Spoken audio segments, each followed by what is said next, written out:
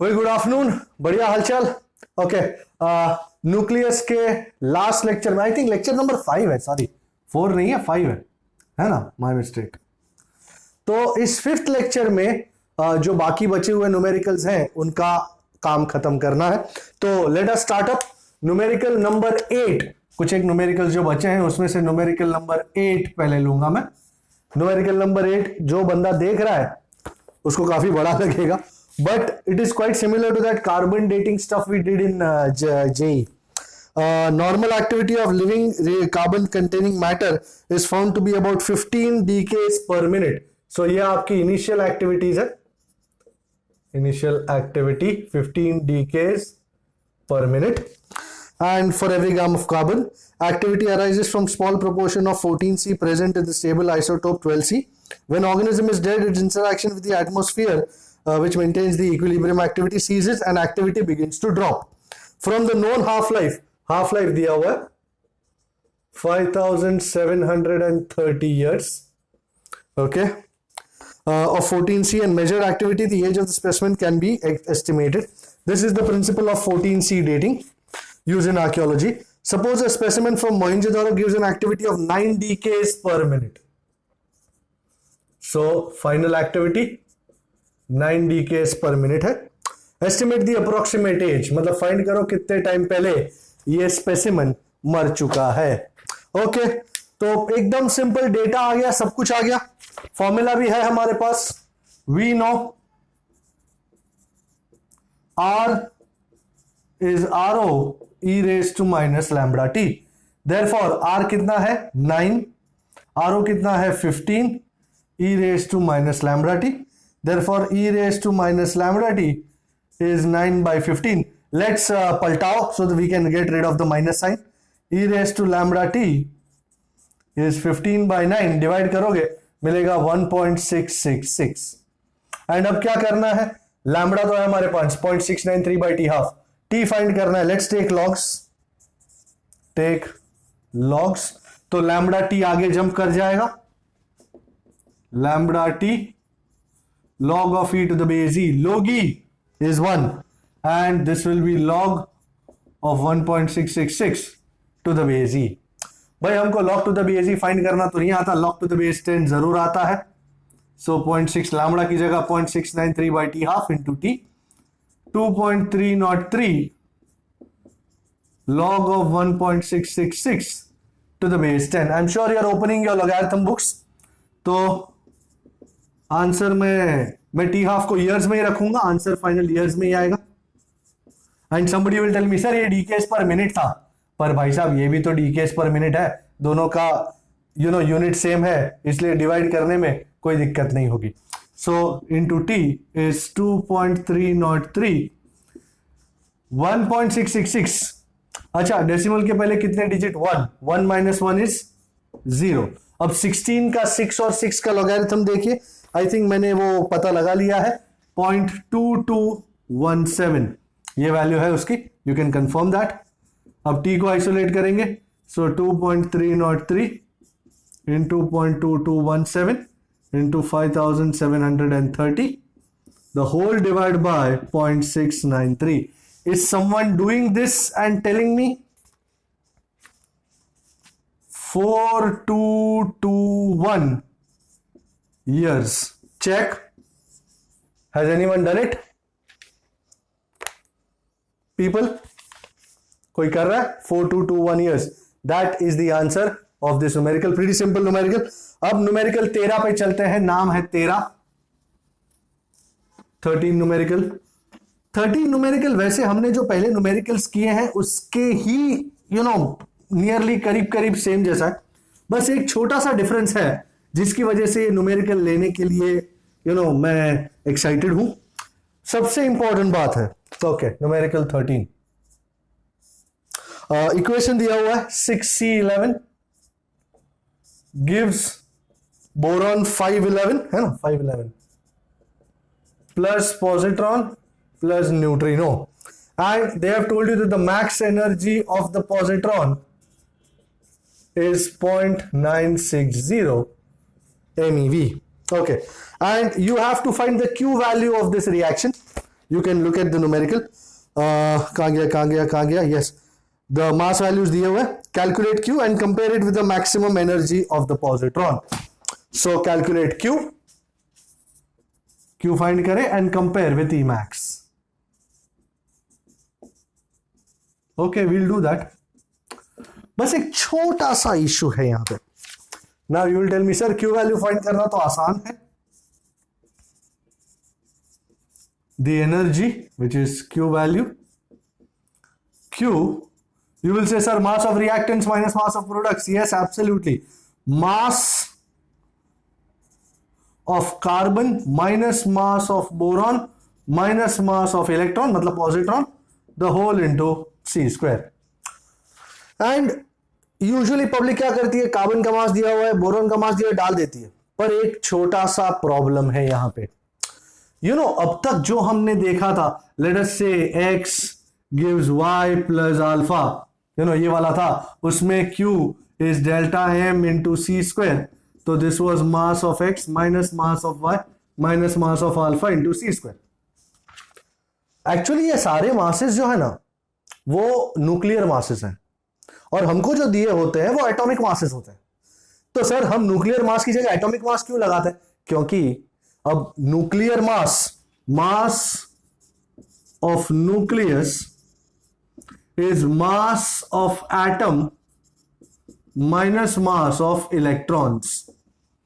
तो अगर तुम इसमें से भी इलेक्ट्रॉन्स माइनस करोगे, इसमें से भी, फाइनली वो इलेक्ट्रॉन्स तो अपने आप कट ही जाएंगे, क्योंकि ये तीनों न्यूक्लियर हैं. तो तुम इन तीनों का एटॉमिक मास लोगे, कोई दिक्कत नहीं. बट ये चीज तुम यहां नहीं कर सकते. क्यों? क्योंकि ये न्यूक्लियस, ये न्यूक्लियस है, ये न्यूक्लियस है, बट ये तो पार्टिकल है, ये खुद न्यूक्लियस नहीं है. तो यहां जब तुम इलेक्ट्रॉन का मास माइनस कर रहे हो, तो तुम एटॉमिक मासेस यूज कर सकते नहीं. तुमको यहां पे इनके न्यूक्लियस का मास लेना पड़ेगा. So this is mass of the nucleus of carbon minus mass of the nucleus of boron minus mass of this particle. Now if you remember वो 8 ऑक्सीजन 16 वाले एग्जांपल में हमने देखा था कि एटॉमिक मास दिया हो, उसमें से इलेक्ट्रॉन्स का मास माइनस करो तो न्यूक्लियस का मास आ जाता है. सो मास ऑफ न्यूक्लियस ये दिया हुआ ही है यहां पे. तो I will change this equation. Mass of nucleus of carbon is mass of the carbon atom minus mass of electrons. Carbon में कितने इलेक्ट्रॉन्स है? 6, तो 6 times Me. Mass of the nucleus of boron is mass of the boron atom minus mass of electrons. कितने electrons है boron में? 5, and minus Me into c square. आज से पहले हमने ऐसा नहीं किया था, क्योंकि ये सारे एटम्स ही थे, न्यूक्लियाई ही थे, तो इन सब का एटॉमिक मास सिंपल ले सकते हो, कोई दिक्कत नहीं. पर ये पहली बार एक पार्टिकल आया है, एंड पार्टिकल आने की वजह से तुमको इनके न्यूक्लियर के मासेस लेने की जरूरत आन पड़ी है. So that is the most important equation, most important idea here. बाकी तो सब नॉर्मल है. Let's open bracket. MC minus 6Me minus MB minus minus plus 5Me minus Me into C square. So mass of carbon atom minus mass of boron minus 6Me plus 5Me is minus Me minus Me minus Me is minus 2Me. So you will have to keep this in mind whenever you are talking about a particle here. या electron या positron आए तो तुमको ये तरीका अपनाना पड़ेगा. And now I think I have got all masses and stuff ready. तो let us get over this now. अब Q फाइंड करना काफी आसान. मास ऑफ कार्बन कितना है? Carbon 11.011434 minus mass of boron 11.009305 minus twice. You remember mass of electron 0.00055 whole into C square. I hope seriously somebody can do this for me. 0.001029 U and C square को multiply करना मतलब 931.5 MeV by U. तो तुम्हारा answer क्या आता है? कोई multiply कर भी रहा है कि नहीं कर रहा है? 0.96 MeV. Can you see this? So तुमको जो एनर्जी मिली ना, यू विल से सर ये जो एनर्जी मिली isn't it same as the maximum energy of the positron? हाँ बिल्कुल. So we see that Q is equal to maximum energy of positron. तो sir ऐसा क्यों हुआ?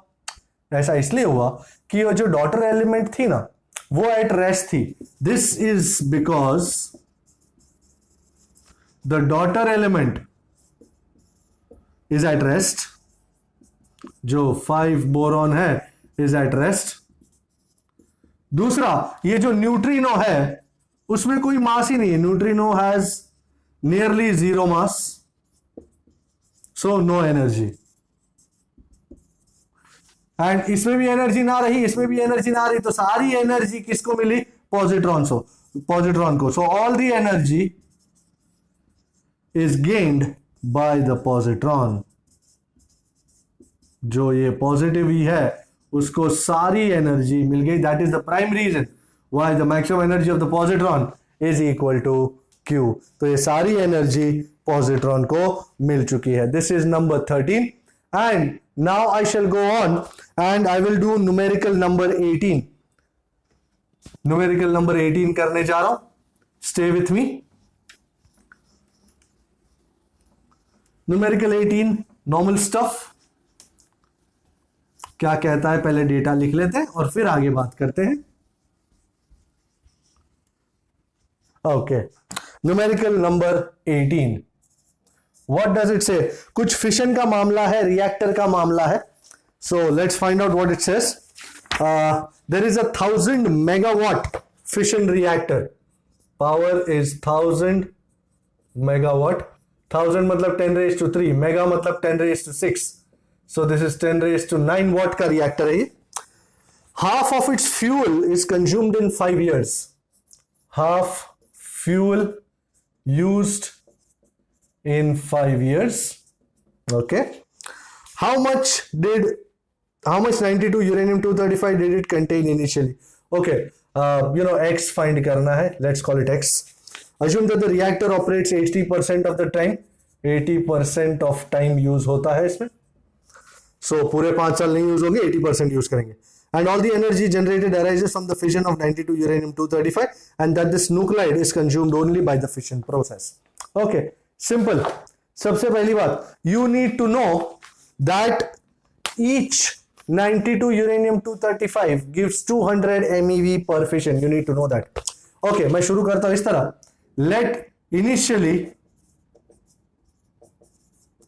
Let there be X gram of 92 uranium-235. मेरे पास X ग्राम 92 uranium-235. मैं खास ग्राम में ले रहा हूं, एंड में केजी में कन्वर्ट कर लूंगा. अब 92 uranium-235 का एटॉमिक मास कितना? 235. सो इन 235 ग्राम uranium there are 6.02 into 10⁻23 atoms. So in X gram uranium कितने एटम्स होंगे? Let's call it n. So number of atoms in X gram is n is equal to X into 6.02 into 10⁻23 divided by 235. अब इसमें से half of it is used. Half of n is used in 5 years. Oh, तो कितने use हुए? So number of atoms used is x by 2. आई मतलब n dash is n by 2. तो ये n की जगह x into 6.02 into 10⁻23 by 2 into 235. अब हर atom 200 MeV energy देता है. ईच फिशन मतलब ईच एटम गिव्स 200 MeV. हर एटम अगर 200 MeV दे रहा है तो n डैश एटम्स कितना देंगे? 10. Energy given by the fission of n dash atoms is, energy को नाम देता हूं मैं E, so E is n dash into 200 MeV. भाई सिंपल मल्टीप्लाई कर लो, एंजॉय करना लाइफ की. तो x into 6.02 into 10⁻23 divide by 2 into 235 470 into 200 mega. ये ईवी में है सर जी, तो जूल में कन्वर्ट करेगा पड़ी. ओके, मैं फाइनल इक्वेशन नहीं लाऊंगा, मैं सिर्फ 10⁻² को चेक कर रहा हूं. 23 minus 19 is 4, 4 and 6 is 10. So 10⁻10 यहां पे 200 into 1.6 that's 320 into 10⁻10 divided by 470. I am going to call this equation number what? 3. अच्छा, अब इसको मुझे रिएक्टर के आउटपुट के साथ कंपेयर करना है. You think I can let this go away? Okay, shall I take this off now? Okay. So, अब सबसे पहली बात, everybody knows energy is power into time. बराबर? We know for reactor, ये तो यूरेनियम की वजह से दी हुई एनर्जी है. For reactor, energy E is power into time. और उसमें भी 80% या and so power into time कितना? पावर 1000 10⁻9 और 5 साल. भाई 1 ईयर इज 3.16 इंटू 10⁻7 सेकेंड्स में ला दिया. So but only 80% of time it works. So energy E dash is 80% of E, मतलब 0.8 लगा देने का. तो 0.8 into 5 into 3.16 into 9 and 7 is 16. अब इस E डैश को इस E के साथ कंपेयर करेंगे, इक्वेटिंग, क्योंकि ये यूरेनियम ने एनर्जी दी और ये रिएक्टर में से एनर्जी निकली. सो comparing, equating 3 and 4. Simple equation, उसको इक्वेट करना है और उसके लिए मुझे चाहिए जगह, लेबेंसराउम. तो I think I take this much and I equate safely. मुझे नीचे वाला इक्वेशन चाहिए होगा, इसलिए मैं उसको नहीं उड़ाऊंगा. So E is equal to E dash. तो x into 6.02 into 320 into 10⁻10 divided by 470 is 8 5 40. 4 into 3.16 into 10⁻16. Is anyone doing it, people? 16 minus 10 is 10⁻6. Answer ग्राम में होगा. 470 into 4 into 3.16 divided by 6.02 divided by 320. I think I have my answer ready. How much? 3.084. Check that. Check it, please. Yes, sir. 3.084 into 10⁻6 gram. KG में चाहिए. एक काम करते हैं, यहां से 10⁻3 यहां ला देते हैं. That is 3084 into 10⁻3 gram, and 10⁻3 gram is kg, and as a result the original amount of uranium was 3084 kg. 3084 kilo uranium खा गए, तब इतना पावर प्रोड्यूस हुआ है. And now let me do numerical number 19 please. Numerical number 19 कर रहा हूं. It's also a lovely sum. Reaction दिया हुआ है. I am sure you are looking at the reaction. Numerical number 19 में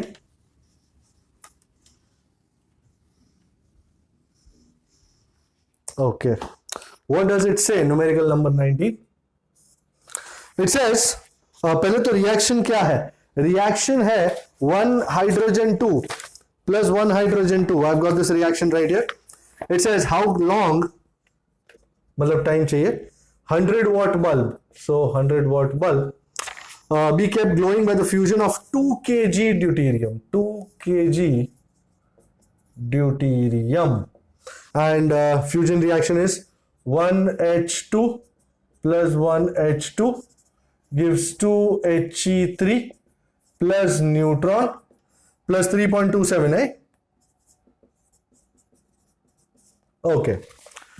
I need you to look at this reaction closely. सबसे पहली बात, 1H2 का एटॉमिक मास कितना, 2 ग्राम. सो इन 2 ग्राम 1H2 भाई कितने एटम्स होंगे, 6.02 into 10⁻23 atoms.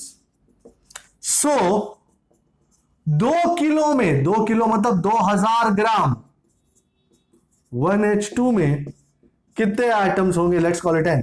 So number of atoms in 2 kg 1H2 is simple cross multiplication. और ये क्रॉस मल्टीप्लीकेशन तो आसान होगा क्योंकि 6.02 into 10⁻23 into 2000, that's 2 into 10⁻23, 2 into 10⁻3 by 2, 2 cut गए तो n मिल गया, 23 and 3 is 26. Okay, this is the number of atoms in 2 kg deuterium. अब आप देखें, रिएक्शन देखें, 1H2 और 1H2 कंबाइन होते हैं तो कितनी एनर्जी मिलती है, 3.27 MeV. So when 1H2 combine,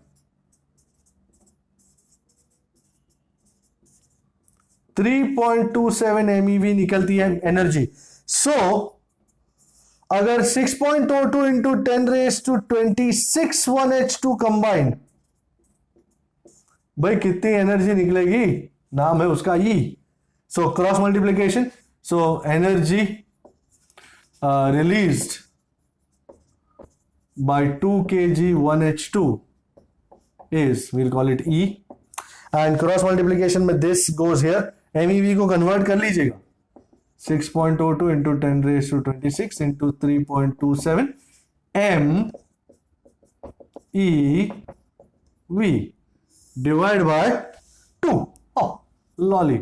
So this is 3.01 into 3.27 into 1.6. I have not multiplied it yet. 26 minus 19 is 7. 7 and 6 is 13. 10⁻13. This will be in joule. If anybody is so good as to multiply that, 3 into 3, 9. लगभग 15-16 के आसपास होना चाहिए. What's it? 15.75. Agreeable? Are you getting this answer? 15.75? Yes, sir. Okay. Now for the bulb.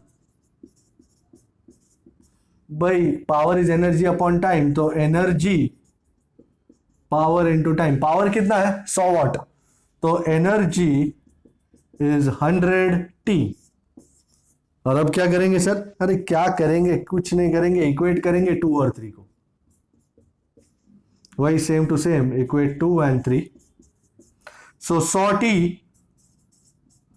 is 15.75 into 10⁻13.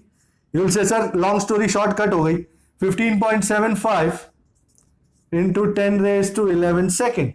But if they had asked you for the answer in years, so what you would do is you would divide this by 3.16 into 10⁻7. तो answer किस में आ जाएगा?